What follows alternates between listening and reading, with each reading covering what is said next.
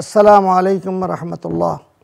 বিসমিল্লাহির রহমানির রহিম। ইন্না সালাতি ওয়া নুসুকি ওয়া মাহইয়ায়া ওয়া মামাতি লিল্লাহি রাব্বিল আলামিন।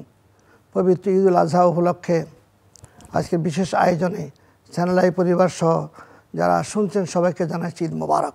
কোরবানি শব্দের মূল অর্থ হলো কোরব অর্থ হলো নৈকট্য লাভ করা। এই কোরবানি শুরু হয় সাইয়েদনা আদম আলাইহিস সালামের যুগ থেকে। হাবিল এবং কাবিল তার দুই সন্তান ভারতের উত্তরপ্রদেশে তারা বসবাস করতেন। সেখানে দুই ভাইয়ের মধ্যে বৈবাহিক সম্পর্ক নিয়ে যখন দ্বন্দ্ব হয়, তখন হযরত আদম আলাইহিস সালাম দেখলেন সমাধান পাচ্ছেন না, তখন বললেন যে তোমরা কোরবানি করো। তো হাবিল এবং কাবিল দুইজনেই তাদের কিছু বস্তু পাহাড়ের উপর রাখলেন। তখন নিয়ম ছিল যে কোরবানির যেটা কবুল হবে আল্লাহর দরবারে সেটা আকাশ থেকে আগুন এসে জ্বালিয়ে দেবে। এখান থেকে কোরবানি শুরু। ওয়াইজ কাররাবা কোরবান ফাতুকাব্বালা মিনহা, কোরআন শরীফে আসছে সেই কোরবানির কথা। তারপরে যুগ যুগ থেকে কোরবানি এইভাবে চলে আসছে। প্রত্যেকটা নবী, আম্বিয়া আলাইহিস সালাম এবং যারা আল্লাহর ওলি ছিলেন তারা আল্লাহর জন্য কিছু উৎসর্গ করতেন। হযরতে সাইয়েদনা ইব্রাহিম আলাইহিস সালামের সময় এসে এটা আনুষ্ঠানিক রূপ লাভ করে। হযরত ইব্রাহিম আলাইহিস সালামের বৃদ্ধ বয়সে ৮০-এর উপরে বয়স, কোনো লেগেছে ৯০-এর উপরে বয়স, তার কোনো সন্তান নাই। তখন আল্লাহ তাআলা তাকে এক সন্তান দান করলেন, নাম হল ইসমাইল আলাইহিস সালাম। দেখতে দেখতে ৯ বছর পার হয়ে গেল, কোনো কিতাবে লিখে ১৩ বছর পার হলো। ইব্রাহিম আলাইহিস সালাম সেখানে অবস্থান করছেন। এমন সময় স্বপ্নে দেখলেন আল্লাহ তাআলা বলতেন, তোমার প্রিয়তম বস্তু কোরবানি করো, আমার জন্য উৎসর্গ করো। হযরত ইব্রাহিম আলাইহিস সালাম চিন্তা করলেন, আমি তো অনেক উট আমার আছে, উট কোরবানি করলেন অনেকগুলো। আবার স্বপ্নে দেখলেন যে আরও প্রিয়তম বস্তুকে কোরবানি করা আমার জন্য, অনেকগুলো দুম্বা তিনি কোরবানি করলেন। তারপরেও স্বপ্নে দেখলেন তোমার সবচেয়ে প্রিয়তম বস্তু কোরবানি করো।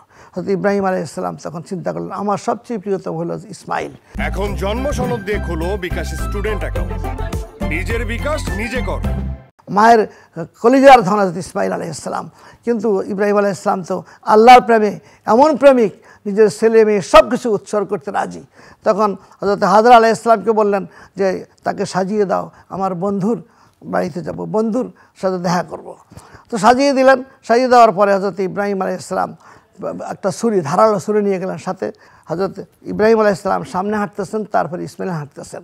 এমন সময় অত্যন্ত পাগলি মাথায় সুরের সেরত অত্যন্ত বুজুর্গ মনে হয় এমন একজন যে হযরত হাজরা আলাইহিস সালামকে বলে, জানো তোমার সন্তানের কোথায় নিয়ে গেছেন? কোথায়? যে তাকে জবাই করবে। কী জন্য জবাই করবে? যে আল্লাহ তাআলা হুকুম করেছেন। মা হাজরা আলাইহিস সালাম বললেন, যদি আল্লাহর হুকুম হয়ে থাকে এক ইসমাইল কেন, ১০০০ ইসমাইল কোরবান হলো আমার কোনো আফসোস নাই। সেখানে টিকতে না পেরে শয়তান আসলো ইসমাইল আলাইহিস সালামের কাছে। ইসমাইল আলাইহিস সালামের কাছে বলে, তুমি জানো তোমাকে কোথায় নিচ্ছে? বললে, কোথায়? তোমার বাবা তোমাকে জবাই করবে। কি বলো তুমি? আমি একমাত্র সন্তান, আমাকে জবাই করবে? এটা হতে পারে নাকি? না, আল্লাহর হুকুমে। ইসমাইল আলাইহিস সালাম জিজ্ঞেস, বাবা আসলে বলো তো আমাকে কোথায় নিচ্ছ? আল্লাহ তাআলার আপনার হুকুমে তোমাকে নিয়ে আসছি, কোরআন শরীফ আসছে।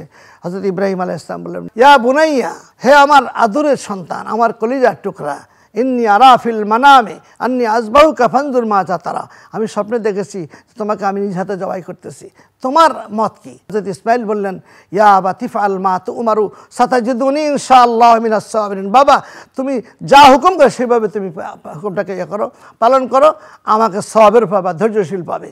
হযরত ইব্রাহিম আলাইহিস সালাম দেখলেন ছেলেও রাজি আল্লাহর প্রেমে।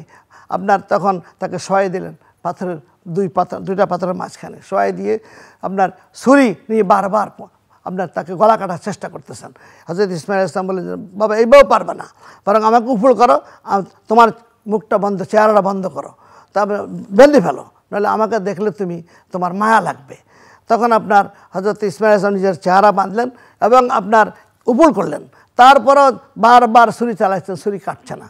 তো রাগ করে হযরত ইব্রাহিম আলাইহিস সালাম পাথরের মধ্যে আঘাত করলে পাথর ২ টুকরো হয়ে গেল, কিন্তু ইসমাইল আলাইহিস সালামের চেহারা ওনার গলা কাটতে পারলেন না।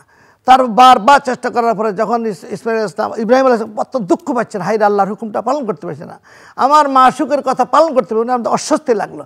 এমন সময় আল্লাহ তাআলা বললেন, জিবরাইল যাও, জান্নাত থেকে একটা দুম্বা নিয়ে ইব্রাহিম আলাইহিস সালামের ছুরি নিয়ে শোয়াইয়া ইসমাইলকে সরিয়ে নাও।